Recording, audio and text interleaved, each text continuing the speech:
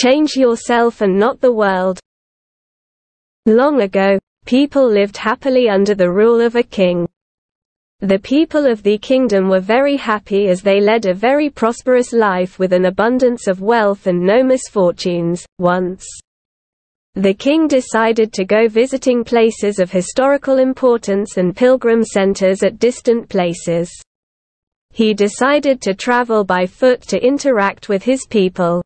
People of distant places were very happy to have a conversation with their king. They were proud that their king had a kind heart. After several weeks of travel, the king returned to the palace. He was quite happy that he had visited many pilgrim centers and witnessed his people leading a prosperous life. However, he had one regret. He had intolerable pain in his feet as it was his first trip by foot covering a long distance. He complained to his ministers that the roads weren't comfortable and that they were very stony.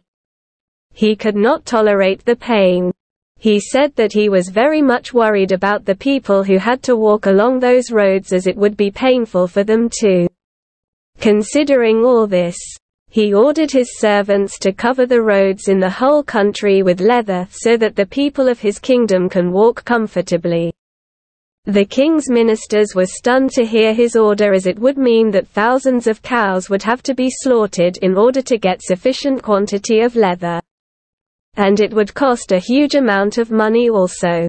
Finally, a wise man from the ministry came to the king and said that he had slaughtered in order to get sufficient quantity of leather. And it would cost a huge amount of money also. Finally, a wise man from the ministry came to the king and said that he had another idea. The king asked what the alternative was. The minister said, "Instead of covering the roads with leather, why don't you just have a piece of leather cut in appropriate shape to feet? Cover your." The king was very much surprised by his suggestion and applauded the wisdom of the minister. He ordered a pair of leather shoes for himself and requested all his countrymen also to wear shoes.